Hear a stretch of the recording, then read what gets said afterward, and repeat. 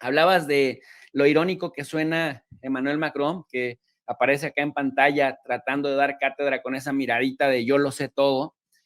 Mientras él se gasta en maquillaje, se gasta en publicidad millones y millones de euros, diciendo ante su Consejo de Ministros que llegamos al fin de la abundancia y también, pues, todo sea por sacrificar eh, la lucha, o más bien, hay que sacrificar la comodidad por luchar por la libertad. Es decir, el paradigma cambia a la inversa. Está Europa en este momento, el choque de Europa contra Rusia, subordinados a Estados Unidos, porque yo no encuentro otra lógica, mi querido Francisco, más que la subordinación cada vez más descarada a Estados Unidos, o la amenaza, o tal vez están amenazados por los intereses estadounidenses, porque tienen ya 70,000 soldados y cada vez la presencia militar estadounidense en Europa va a ser mayor. No sé hasta dónde, y eso también te lo quiero preguntar, no sé hasta dónde Estados Unidos permitiría 35,000 soldados alemanes en algún estado de Estados Unidos, 20,000 españoles en Florida, no sé hasta dónde Estados Unidos permitiría 15,000 soldados franceses en Atlanta, ¿no? O en la Luisiana, no sé hasta dónde permitiría que Polonia tuviera otros 10,000 soldados ahí en Maryland, pero Estados Unidos tiene casi de entre 70 y 100,000 soldados en Europa.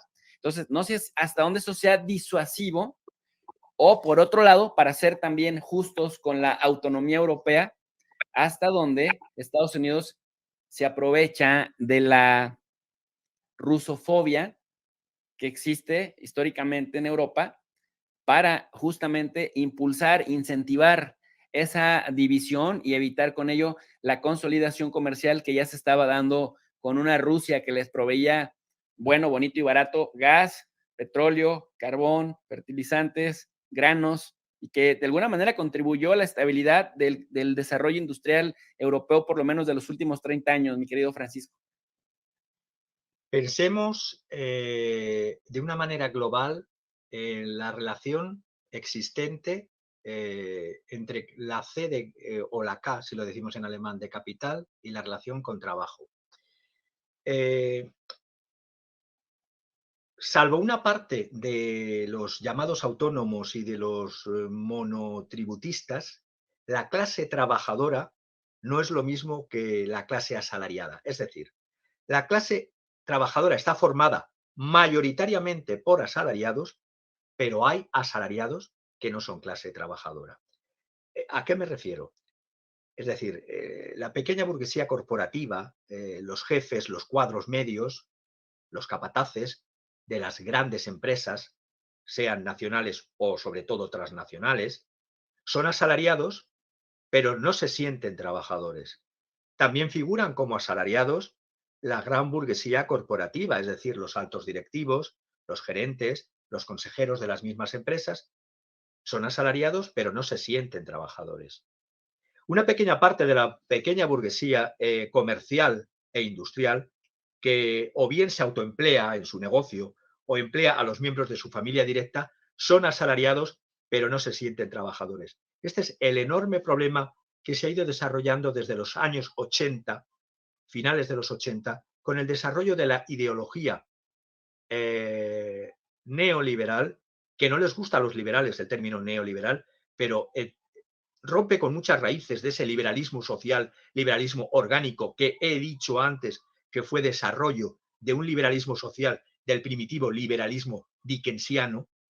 Entonces, si pensamos en términos globales, el fenómeno de la crisis no resuelta del 2007-2008, repito, crisis no resuelta o mal resuelta del 2007 de 2008, que pagó fundamentalmente la clase trabajadora, pero el capital en su desarrollo y en la lucha de capitales transnacionales que no tienen patria con capitales nacionales que todavía no han salido a esos mercados internacionales, esas luchas dentro del capital es lo que está afectando. Después vino la agenda verde, precipitada agenda de cómo vas a implementar algo si todavía no lo tienes preparado y te vas cargando fuentes energéticas existentes.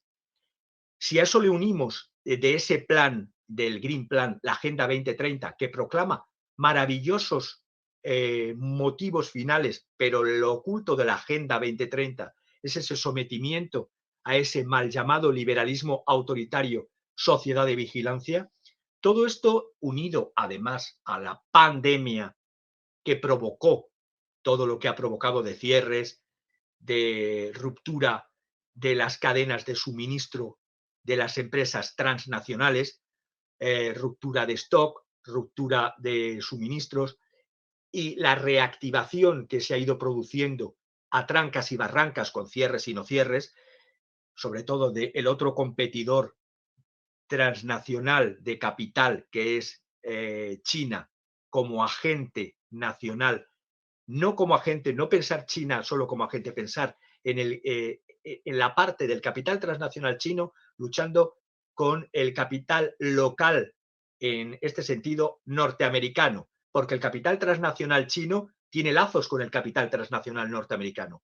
¿Qué quiero decir con todo esto? Que se ha ido produciendo una necesaria para el capital, no para el trabajo, recesión global que muchos dicen que no está y técnicamente está, y hasta lo voy a decir con palabras de uno de los mejores analistas de Goldman Sachs, que ya lo predicen. Es decir, Estados Unidos, locomotora de la recesión global, por una parte tienes a la Reserva Federal, que después de anunciar en junio y en julio una elevación de los tipos para proteger al capital de la inflación de 150 puntos básicos, ahora en septiembre va a hacer otra subida de 75 puntos básicos, a costa, y lo dice el propio Powell, porque es conocedor de que es necesaria la recesión para controlar la inflación. ¿A quién perjudica la recesión?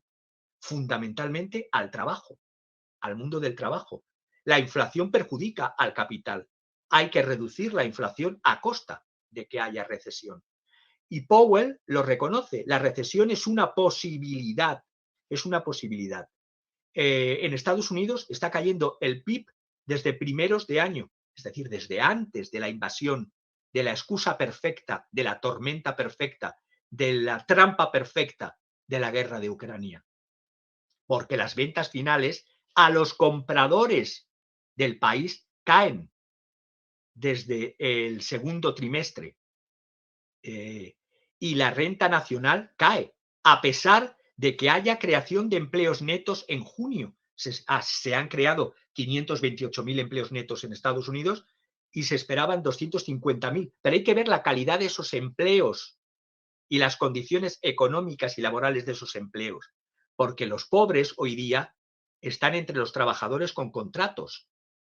Y por lo tanto, lo que he dicho antes sirve para y termino, todo esto desde los años 80 se ha ido desregulando, deslaborizando el mercado laboral, es decir, mercantilizando el mercado laboral, transformando contratos laborales en contratos mercantiles o en contratos basura. Es decir, el abaratamiento de los despidos, a pesar de el incremento de los beneficios empresariales, porque puedo entender, he sido también empresario, puedo entender que hay que adecuar los ingresos de todos, de la cúpula y de los trabajadores, a las condiciones de la empresa. Pero cuando hay empresas que hacen ERES, ERTES y cierres cuando estaban dando beneficios y falsifican todo lo posible, sobre todo muchas transnacionales, el abaratamiento del despido, los llamados entre la anglosajonia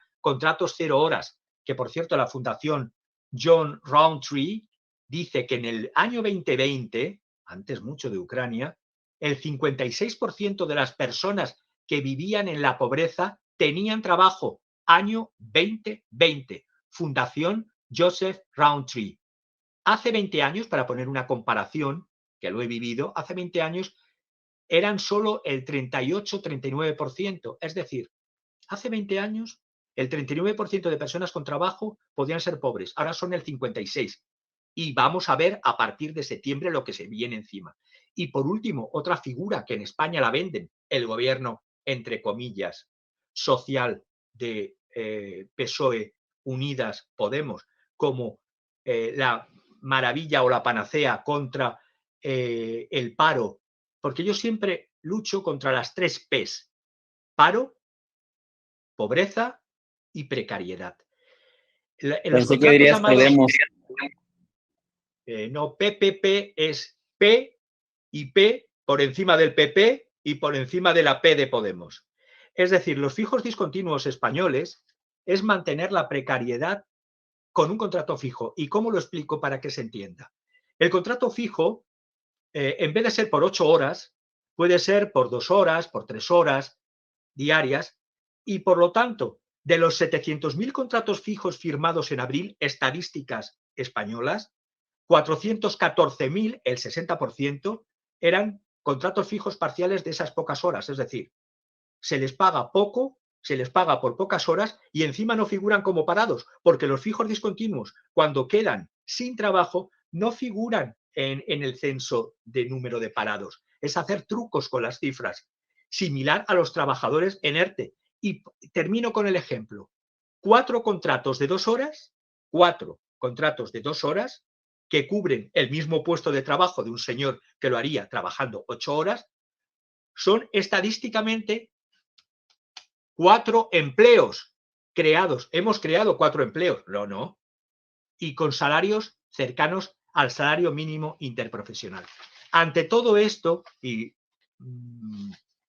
lo único que puedo decir es que está empezando, y me alegro, y ojalá la población tenga capacidad de respuesta, a pesar que nuestra ministra del Interior, que digo, la población mundial, no solamente española, independientemente de los signos políticos, de los gobiernos que estén rigiendo en cada país, ojalá la población mundial, ante esto que yo veo que está empezando una ola global de huelgas salvajes por el salario digno, es decir en varios idiomas, ya basta, porque desde el 2008 se hizo, y después con la pandemia, el apretón del cinturón de los trabajadores porque había que sacar el país, ya basta, ça suffit, como dirían en inglés, en francés, das Reich en alemán, ya basta, y el right to say, enough is enough, y el derecho a decir,